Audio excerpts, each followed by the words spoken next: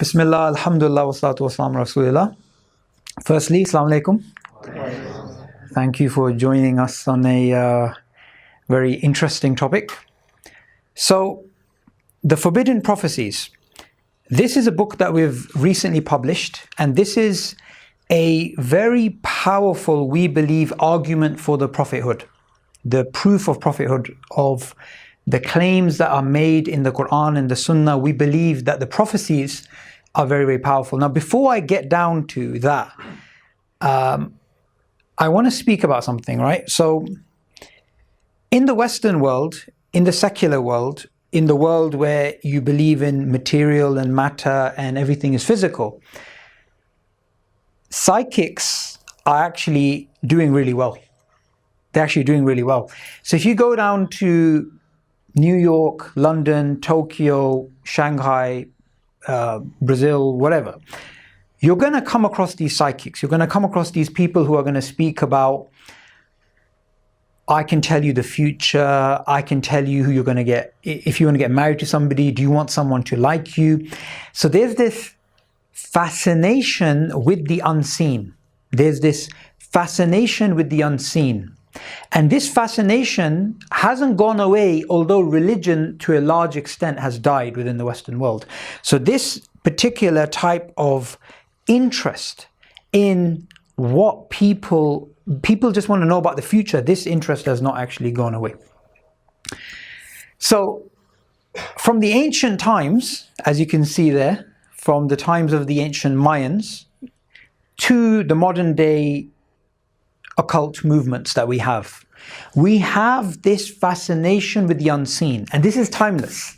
This is not something which you can say, okay, so since human beings started to use science and reason and mathematics and logic, that these things go away. In fact, something quite interesting, during the Victorian times, what we know now today as Darwin's theory, this was known as Darwin and Wallace's theory. Darwin and Wallace. However, over time, Wallace was whitewashed from history and it just became Darwin's theory. Why that's the case is because he moved away. He didn't believe natural selection could be applied to human beings. But there's also something else very interesting about Wallace. He became involved in spiritualism. Although he was a scientist, although he was not into traditional religions, it was so attractive that he started getting involved in those types of things. So this type of behavior is contagious. Gave that away earlier. Netflix, right? So recently we had Muslims going crazy over this particular film, because this is about end time eschatology, the Islamic science of the end of times. So we have this fascination with this. In fact, what you find is, even if you go to a place like Japan, which is very much away from religion, they don't have this traditional belief in religion anymore. In a place like Japan, Walaikum Salam, they still have this thing about numbers, this thing about, something being unlucky or something being, they have this unseen sort of, not paranoia, but this obsession with the unseen. And these things are obviously, when Netflix, when movies like, the shows like this, when they come to, the front, it reignites something within us that we already have. We already have this sort of desire to want to know about the unseen and want to know about end time eschatology and whatnot. So, what I want to speak about is that this knowledge is not superficial knowledge. This knowledge that we're going to gain now in the next 40 minutes, whatever, this is not superficial knowledge. A friend of mine who used to be a very militant atheist, they were a Christian, then they became a very militant atheist for a number of years. And then they eventually came around to believing in God. Not believing in religion, but believing in God. And then they became Muslim. And one of the things they said about Islam is that when they read the end time prophecies in Islam, it felt like that. It felt like a newspaper from the future. Yeah, burning news, something from the future. And that was, I think, a really powerful description that, look, inshallah, in this short period of time, everything that we're going to learn, this will go to show conclusively, for anybody that's sincere, that this man, the Prophet, peace be upon him, this man is a true messenger of Allah. Before we do that, we need to set a criteria about how do we recognize a person who claims to have knowledge of the unseen from somebody that we do believe in as Muslims, that is the Prophet, peace be upon him. How do we make a different, how do we distinguish the Prophet from all of those other figures? So this is a very difficult criteria to match, right? This criteria is very difficult. It's like pushing a boulder up a mountain which is just on an incline. Why is that? Because we want these criteria to be fulfilled. And as we're going to see, these are quite tough. Now, in the book which I mentioned at the beginning, The Forbidden Prophecies, it goes through this in a lot more detail. We're going to do a sort of quick roller coaster tour of this.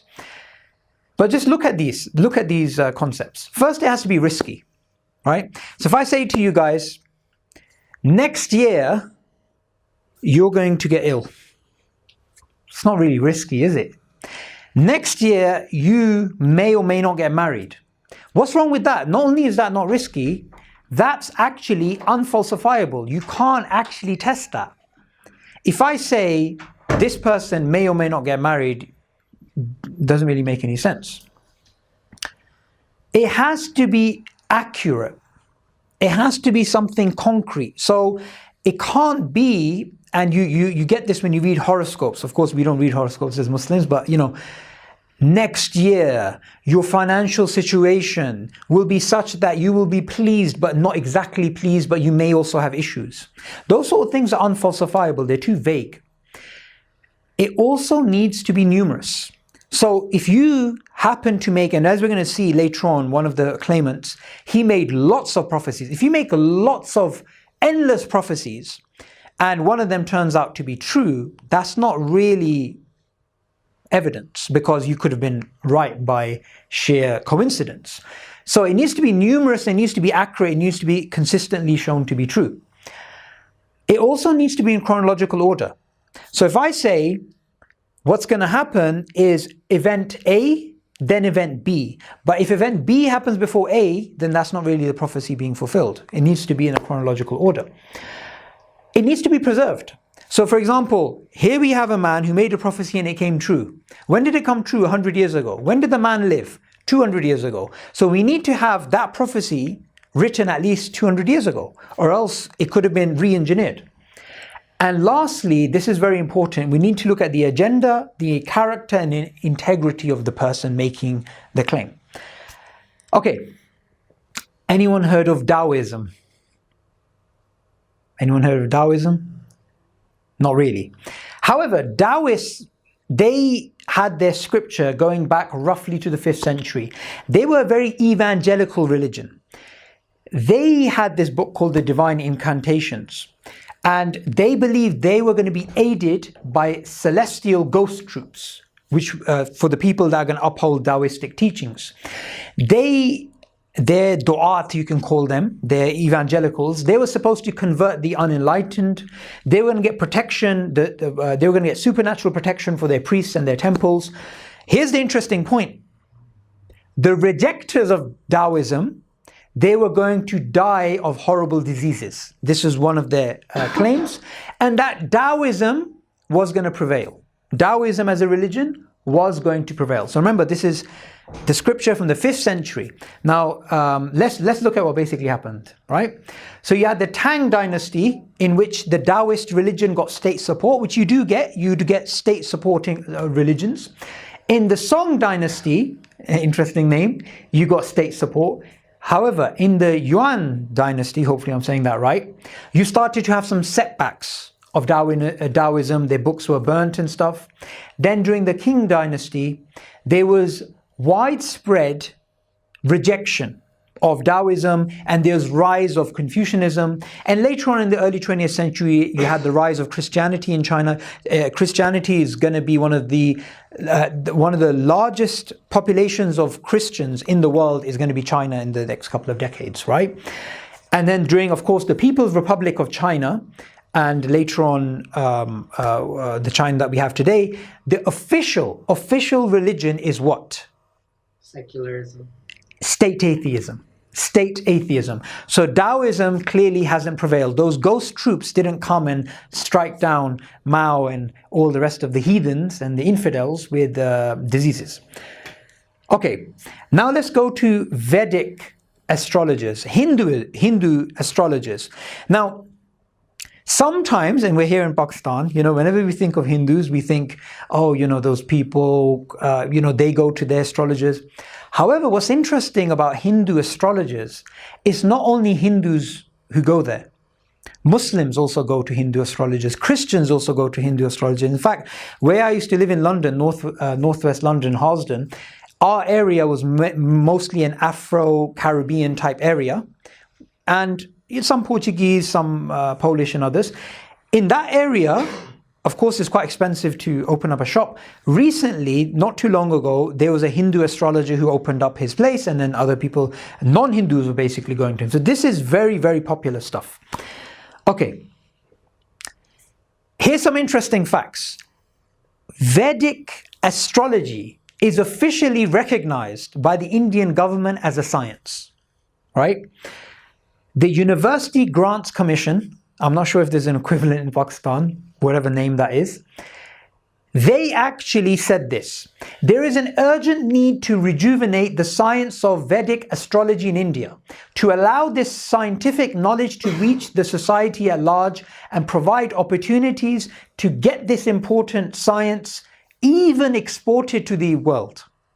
Right? So they clearly state-sanctioned astrology, right? And again, people's fascination, and people spend a lot of money on astrology, right? So they have this absolute fascination with them. Now, what happened was some people in India weren't happy with this. So what they did is the University Grants Commission was supporting Vedic astrology, and some people, obviously, they said this is not science. So they went to the High Court to try and block the University Grants Commission. And what they said in return is, the Mumbai High Commission said this, that basically they do not cover astrology and related sciences. Astrology is a trusted science that has been practiced for over 4,000 years. This is not a random statement. This is actually the Mumbai High Court. So there is a lot of trust in Vedic astrology till today. However, a physicist from India, Jayant Narlikar, I don't know how I'm pronouncing that, he wanted to do a scientific experiment to show that this is not science. So what he did is this. This is really funny, actually.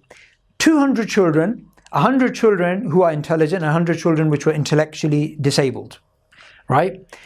And he took their dates, obviously, and these Vedic astrologers, they go by dates and they come up with their stuff. He used 27 astrologers with an average of 14 years of experience. 14 years of experience amongst, each person had about average of 14 years. Now here's the thing. You had 200 children, 100 intelligent, 100 that were not intelligent, they were intellectually disabled. I don't know what that means, but that's what it says. And by pure throwing the dice, you would get a result of 50%. They could be right 50% of the time. However, the success rate was 43%. They failed by someone who would have just done pure guesswork. So this type of Vedic astrology is something which, if you try and scrutinize it, you find out that it's basically nonsense. However, I'm going to mention some things about, our belief as Muslims and jinns that come and, they can mix 100 lies with the truth and whatnot. That is important, because there is a case can be made that there is a reason why people could keep going back to astrologers from an Islamic perspective. Okay, Nostradamus. How many people heard of Nostradamus here? Okay. Nostradamus was like a factory of prophecies. He made prophecies continuously, and he made prophecies for the next 10 centuries. That's how confident he was. For the next 10 centuries, all the way to the year 3797. Quite precise, yeah? Prophecies all the way until then. What's interesting is Nostradamus was loved and was somebody that was really looked up to. So people started doing tafsir of his actual prophecies.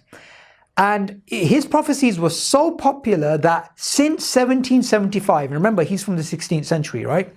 Since 1775, at least one book on Nostradamus has been published every 20 years, right? So somebody's come up and said, this is my understanding, my tafsir of Nostradamus, right? This is my take on what he's saying. And since 1940, it's actually been one book, 1840, it's been one book every decade. One book every decade. So he's definitely the most popular historically. People have done whole explanations on his prophecies. Okay. However, if you look at his prophecies, and as Muslims, we know we shouldn't be going to these types of people, but from a purely analytical point of view, what you find is something like this. These are two different prophecies which I put up here. To support the great troubled cape, the Reds will march in order to clarify it. A family will be almost overcome by death. The red ones will knock down the red one. Could you be more vague? I don't understand what that is saying.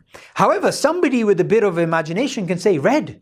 Right, the Reds are going to take on the red. Who was red? Oh, the Soviet Union, they were red. Oh, Soviet Union collapsed. One of the theories why it's collapsed is internal strife, which is red against red. Oh, do you see? It's just so vague, anyone could come up with it. Look at another prophecy. The great swarm of bees will arise, such that one will not know whence they came. By night the ambush, the sentinel under the vine, city delivered by 5 babblers, not naked. Right, getting explicit there, right? I don't understand. I really don't understand what he's trying to say. However, that could mean many different things to many different people. Okay, so Nostradamus is vague, and where he's vague, you can't say he's right, you can't say he's wrong, you can't say anything because he's purely vague. However, when he is precise, he's wrong. Not every single time, because some of the years, like he's got predictions in the future, but what we can test. Here's what he says. In the year 1999, most of you I think were familiar with everybody going crazy at that time, right? In the 7th month, right, that's quite precise, from the sky will come the great king of terror, bringing back to life the great king of the Mongols. Before and after, Mars to reign by good fortune. Right, then it goes into vagueness, right? We don't understand the last bit, but we do understand something terrible is going to happen in the year 1999. People started actually panicking. If you actually look at different countries at the time, people started panicking. Some people thought the great terror in the sky, nuclear weapons. Other people thought Dajjal, Antichrist, right? 1999 came, and what happened in 1999? Nobody knows, right? It's irrelevant. It's nothing important actually happened. Mother Shipton, very interesting character. Mother Shipton, let's look at one of the predictions.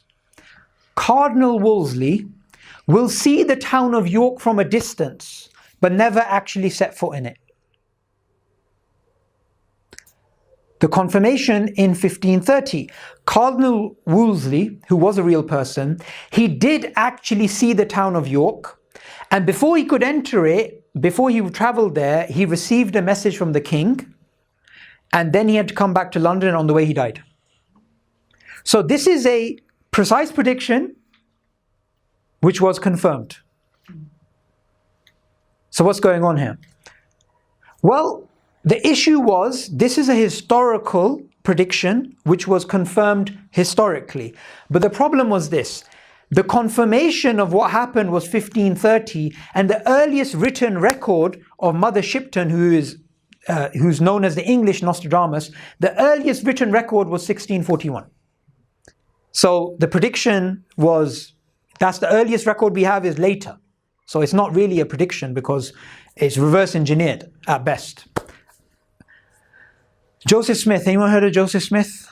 Joseph Smith, okay, Joseph Smith. Let's look at this prediction. And by the way, I've chosen these predictions to show the earlier criteria and how certain things are failing, right? Look at what he says. And remember, he's saying this he had a very short life, and he's saying this between 1805 and 1844. That's when he's born and died, right? Verily thus saith the Lord concerning the wars that will shortly come to pass, beginning at the rebellion of South Carolina, which will eventually terminate in the death and misery of many souls. And the time will come that war will be pronounced upon all nations, beginning at this place, for behold, the southern states shall be divided against the northern states. Let me just tell you guys how important this is. He's writing this before the American Civil War. The American Civil War happened after his prediction. You can prove his prediction came before the American Civil War. Go back to the previous slide, please. Yes, this one. Look what he says. South Carolina is where the rebellion is going to begin, and the North is then going to fight the South. So he's not only telling you a civil war is coming. Next slide, please. He's telling you it's going to begin in South Carolina, and then it's going to be North versus South, and many people are going to perish. Anyone know where the American Civil War started? South Carolina. And it was the North versus the South. So this prediction was confirmed. And Joseph Smith and his followers, Joseph Smith made the prediction, he died before it was fulfilled, and his followers were using this as evidence that he is a true prophet of God. Okay? And he's the founder of Mormonism, right? Next slide, please. However, here's the problem with his prediction. Congressman John Randolph, who didn't claim to be a prophet, in 1807, he made the same prediction. American statesman John Calhoun stated in 1847 the very same thing, that North is going to fight against the South. Here's another fact before these two guys, they basically said that the North is going to fight against the South. Why? Because that was a political matter that was boiling over that any perceptive mind would have actually said. So we have statements going back before Joseph Smith that say the North is going to fight the South. When Joseph Smith made the prediction, before he made it, in 1832, South Carolina, where he said the rebellion is going to start, openly declared their support for rebelling against the federal regulation that went against their interests. It was entirely predictable. Hence, you had people before Joseph Smith actually saying it. And Joseph Smith, let's look at his prediction. Although his prediction was very predictable, he overstepped himself. He overreached himself. Why? Because Mormons at that time, they would have said, look, the North is fighting the South, and it started in South Carolina. Therefore, Joseph Smith's the true prophet. But let's look at his entire prophecy. He not only said the North is going to fight the South and it's going to start in South Carolina, he said other nations are going to get involved, including Great Britain, until there is an entire nation against nation, all-out war, a world war. That never happened at all. So he was right in terms of what was predictable, and he was wrong in terms of what was unpredictable. And that actually never took place. Next slide, please. Okay, this scary looking person, right? I actually I knew about him from before, but I was researching him this morning and I was actually disgusted. He's one of the worst figures I have studied in my life, right? And you could tell by that picture, he's not exactly pleasant. Aleister Crowley, 20th century, renowned in the 20th century. He was dubbed the wickedest man in the world by the British media. Why? Because of his very liberal ideas on sex and drugs. In fact, his liberal ideas today, even today in our liberal society, they would be frowned upon, right? He had blasphemous writings against traditional religions. He used to ridicule them. He went to Egypt and he claimed there was a supernatural entity called Awis, which gave him a book of law, right? And then he founded a religion called Thelema, which is very popular amongst the occult movement till today. And his moral rule was this: do what thou wilt shall be the whole of the law. Do what thou wilt shall be the whole of the law. Basically, Nike, just do it. Yeah, just do what you want. He had really crazy beliefs about sexual magic, occult, and all this type of stuff. He's actually named as one of the most, I think 70 something in terms of the most popular British people, something like this, right? So he's a very influential figure.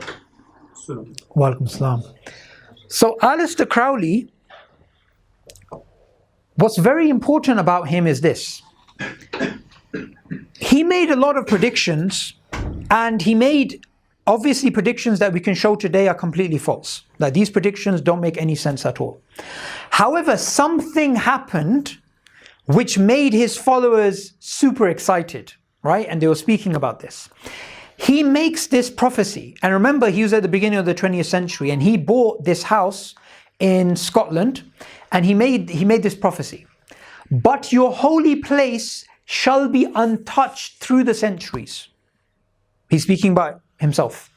But he claimed the book of law was not his book, but was revealed to him. Yeah? But your holy place shall be untouched throughout the centuries.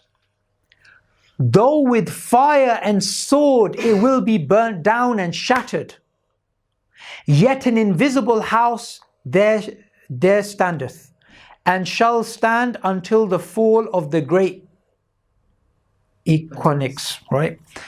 So basically he's making a prediction here that my holy place, which according to him, and we have records of this, he says his holy place is Boleskine House in the Scottish Highlands, right, near the Loch Ness, right?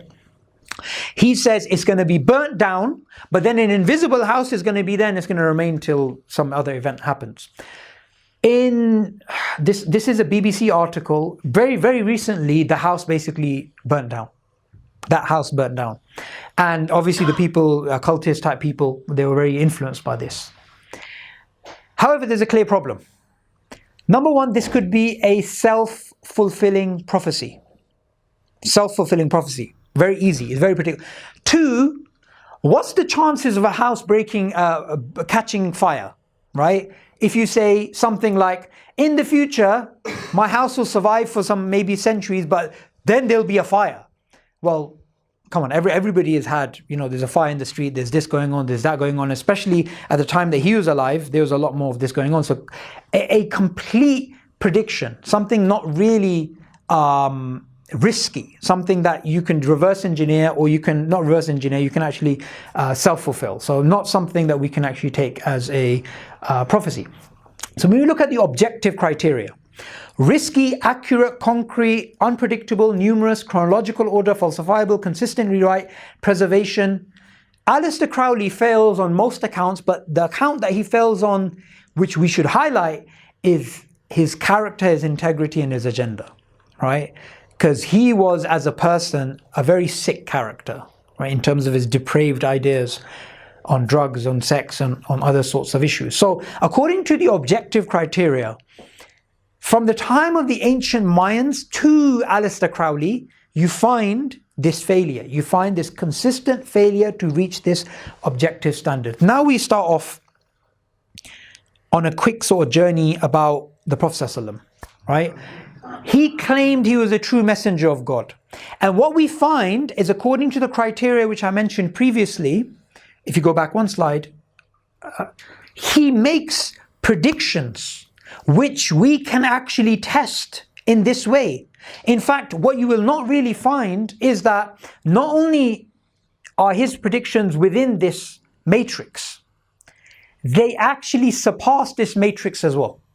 Why? Because there's one aspect which I didn't put in this criteria, which you can actually apply to the other, which I didn't actually apply to the other people, which is counterfactuals. Sometimes the Prophet ﷺ will say something and then say something else, and these two things seem to contradict, yet they both actually happened. Because it seems one will contradict the other, but that doesn't actually happen. And I didn't even put that as a criteria for the other people, but for the Prophet ﷺ, that even goes through. Next slide, please. He spoke about the defeat of Rome and Persia. what we have is we have a narration from him. During the Battle of Khandaq, there was a massive rock and the Sahaba couldn't break the rock. So they called the Prophet ﷺ, who was physically very strong, and he came and he struck the rock. And what did he tell the Sahaba? He said, you're going to conquer Syria, you're going to conquer Persia, you are going to conquer Yemen. He made it very explicitly clear. And this is at the time when the Muslims were just in Medina and they were surrounded by 10,000 of their army. And there was no other Muslims in Arabia. He didn't tell them you're going to win against these 10,000. He said you're going to win against Rome and Persia, which is incredible when you think about it. Because the Munafiqs, they were saying what? They weren't even calling Medina, Medina. They were calling Yathrib. They were having bad thoughts about Allah. They were the ones who were actually saying, this man talks about victory when we cannot go to the toilet without arrows being shot at us. So clearly, if you look at it from a historical point of view, we're not even at this stage where you have Rome and you have Persia and you have the time of the Caliphate where you have a strong central state. No, all of Islam was in one city and the Prophet ﷺ said this. Yet this is exactly what happened. The Muslims, after he died, they conquered Rome, they conquered Persia, they conquered the areas of Syria and Yemen, which were under Roman control, and they conquered Persia. So they beat them all. Now, what's interesting is what a historian, Barnbury Rogerson, says about this astonishing event. And there's other people who've spoken about this event as well. But he just says these words which I just love, right? He says, these two were superpowers, Russia and the United States. They were superpowers. And he said the moral, not the equivalent today and the equivalent at that time, if you want to think about it, is imagine today Eskimos rise up and they take on Russia and they take on USA. That's how significant the Sahaba and their victories against Rome and Persia was. It was completely unpredictable. And there's actually a lot of historical evidence for a lot of historians speaking about this very difficult event to explain in terms of material resources, right? Another time a man came up to the Prophet ﷺ and said, tell me about the hour. The Prophet said, the one asked knows no more of it than the one asking. Then the man said, tell me about its signs. And the Prophet said, that you see the barefooted, unclothed herdsmen competing in the construction of tall buildings. Right? Very explicitly clear, falsifiable, concrete, accurate, risky. Risky. Why is it risky? Because who had a tradition of building tall buildings? The Hagia Sophia, which is in Istanbul, this was built before this prophecy. And this is an extravagant tall building. The Romans had tall buildings, the Persians had tall buildings, the Indians had tall buildings, the Chinese had tall buildings. The Mayans had tall buildings. The Prophet ﷺ could have said, they are going to compete with each other with tall buildings. However, he didn't say them. He actually pointed towards a certain type of Arab, the Bedouin Arabs. Now, from the history of the Arabs, there have been two types of Arabs. They are city Arabs and they are Bedouin Arabs. What type of Arab was the Prophet ﷺ? No, he was a city Arab. The Bedouin Arabs were the people of the desert. They were the people of the desert. They had goats and milk and they had these things. They didn't have the sophisticated language and not language, but the sophistication of the city life. However, I just want you to understand something. The Muslims came and they set up the first state, right? As we call them, the rightly guided Khalifas. And then you had the Umayyads, then you had the Abbasids, then you had the Ottomans, and obviously in this part of the world you had the Mughals. You had massive Islamic civilizations. Massive Islamic civilizations. The Bedouin Arabs were doing the exact same thing during these great times of scientific achievement and economic and political achievement that they were doing before the Prophet ﷺ. They were milking camels, drinking camel's milk, and just herding sheep and camels. The Arabs at the golden age, when they were looking into the deep mysteries of the universe, these people were still using the feces of camel as fuel, right? That's what these people were doing. Next slide, please. This is actually a photo from the early 20th century of these Bedouin Arabs. Early 20th century, right? Now, the prophecy is so clear that hundreds of years ago, Imam Nawawi says this, and remember, he's from the 13th century, right? He said, the people of the desert and their like are the people of need and poverty. Everybody knows that. A time will come in the world when the world will be laid open for them until they compete with each other in the construction of tall buildings, and Allah knows best. Imam Qurtubi, again in the 13th century, 700 years ago, 800 years ago, he says this: what is meant here is the prediction of a reversal in society whereby the people of the desert will take over the construction of affairs and rule every region by force. They will become extremely rich. They will become extremely rich, and their primary concern will be to erect tall buildings and take pride in them. So the Prophet ﷺ is talking about a group of people who didn't even have houses. Remember, the Bedouin did not even have houses, right?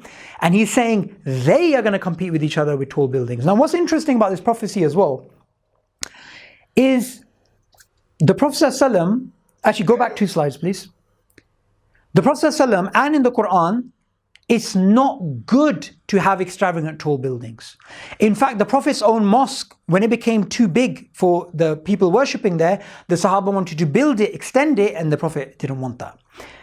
In the Quran, Allah says, do you build on every high a monument? Vain is what you do, and you make strong fortresses as if you will live you'd live forever.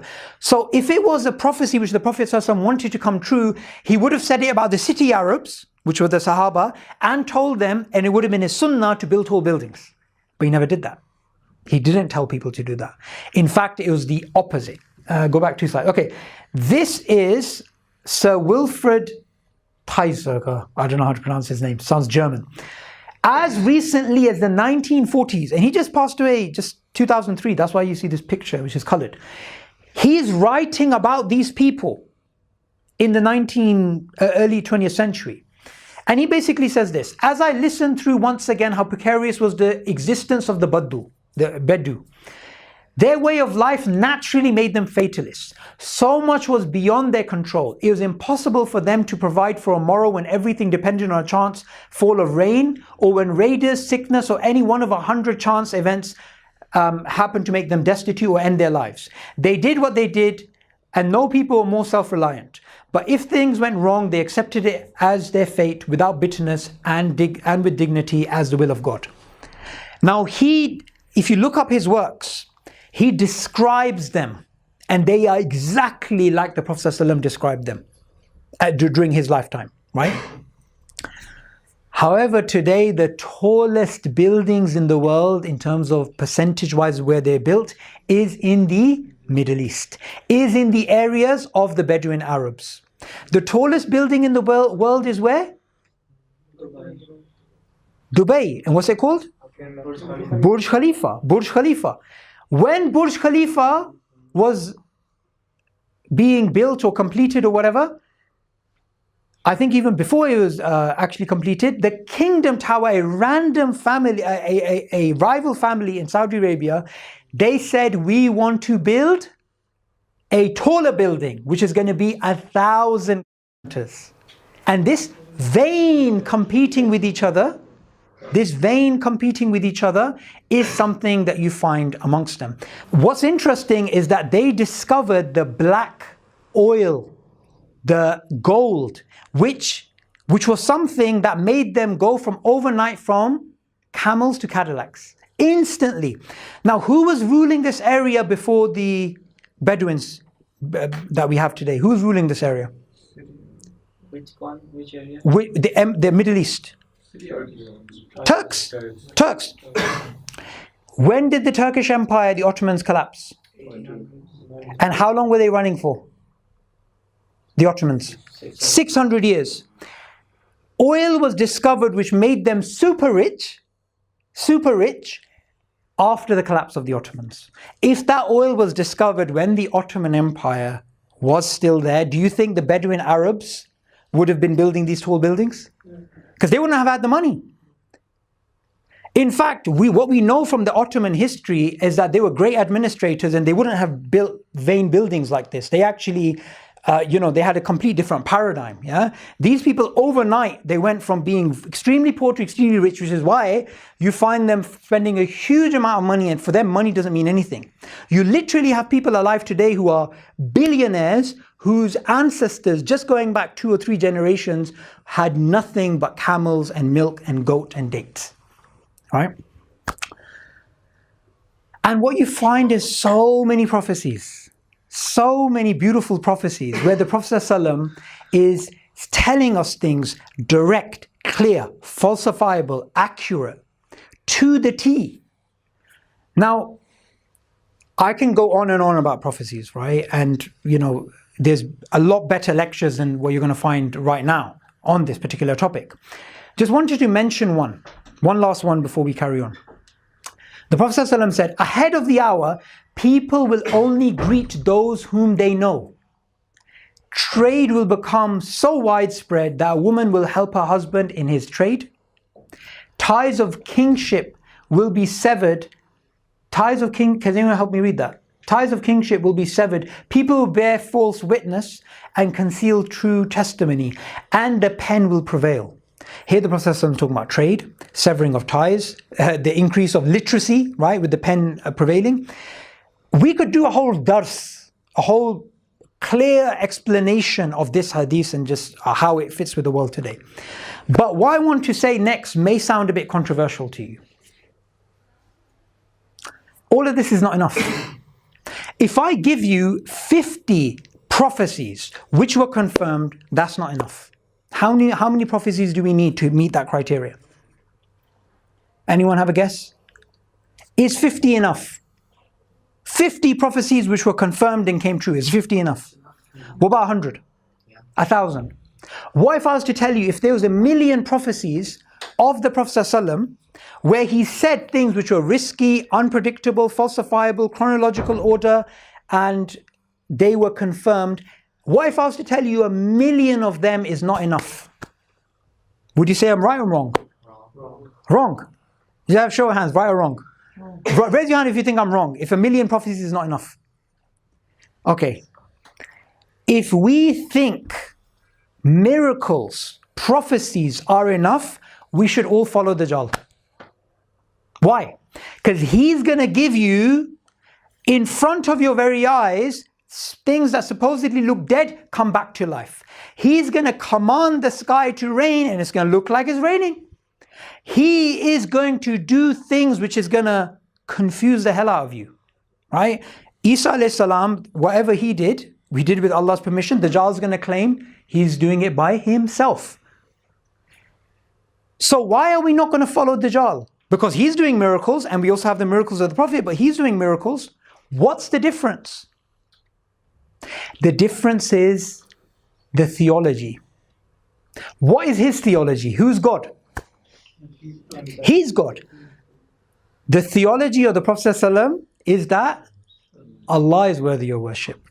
It doesn't matter if a man comes like him and says, here's a miracle, here's a prediction, here's this.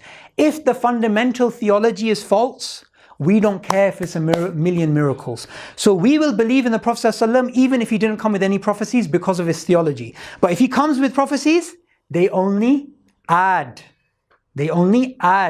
to the proof of prophethood.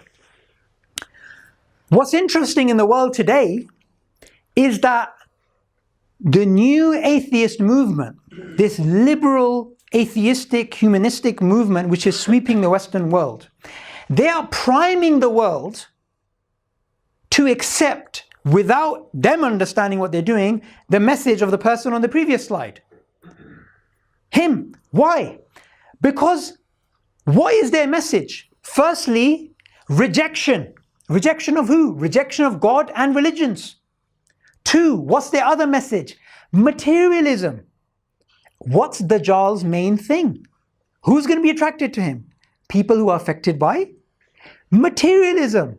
And materialism is fueled by Darwinism, atheism, feminism, liberalism, humanism. These ideas, they're about progress being better. Whenever they talk about why the Western world is supposedly better, when they make the arguments about the Western world, and of course we're not saying East versus West and clash of civilization, anything like that. What we're saying is that their argument is, look at us, look at the technology we have, look at the money we have, right? So fueling materialism, rejecting God, rejecting religions, right? Making the blasphemous, making the sacred unsacred, right? Making it so it is blasphemy in the sense of Aleister Crowley, normalizing swearing at God. Or like, for example, one of the blasphemous things which was out maybe 30 years ago was The Life of Brian, right? In which they were mocking Jesus. They were mocking Isa alayhi salam. This types of normalizing this type of bad insults towards God and His Messenger. Whether it's Islam, Christianity, Judaism, doesn't matter. This is what they do. The third thing is, apart from rejection of God and rejecting the messengers and materialism, the third unholy trinity here is their focus on empiricism. We will only see what we believe. We will only believe something we can see. We want the miracle now. We don't want to believe, oh God, we can't see God. I want to see God. This unholy trinity of rejection of traditional belief in God, increase in materialism, which is the fodder that Dajjal needs to attract people, and the focus on empiricism. If they want a physical God, that's what Dajjal is going to be. And if you look at Surah Kahf, that we're supposed to read in protection for the Dajjal, look at the messages in that surah. One of the messages, in fact, many of the messages, they exactly correlate with a counter to the new atheist sort of priming. Because why? One of the messages in this surah is materialism. Is it not? The man with the garden, right? One of the messages is to believe in the unseen, which is the story of the people of the cave, which is something they deny. And also, one of the things here is about the man who he believes in his physical resources more than Allah. And he says, I do not think the day of judgment will come. Again, empiricism. So what you find is rejection, which I spoke about, materialism and empiricism. All three of these things are denied explicitly in this surah. Because this surah, when we're supposed to recite it in protection for the Dajjalic worldview, for Dajjal, it's the meaning. It's not just the sounds, it's the meaning. And the meaning is, interestingly enough, what the new atheist movement is actually priming the world towards. So I just want to end upon this slide. It's not, like I mentioned, it's not enough for the Prophet ﷺ to come with those prophecies. It's not enough. Yeah? The Prophet comes and he says, this will happen in the future, that will happen in the future, and it happened. We don't go by miracles alone. We need to look at the character. Now I want to end upon this thing. A few months ago, here in Pakistan, February 2019, when you had the tension between India and Pakistan, right? What was the mood like? What was the mood like in Pakistan when India and Pakistan were about to go to war? Without using any expletives, yeah? Quite electric, passionate, nationalistic, okay? What was the mood like in India against Pakistan at that time? Same. Everybody was in that euphoric, nationalistic fever. The Indian pilot is captured, right? And there's a lot of tension between the two countries. I want to ask you something.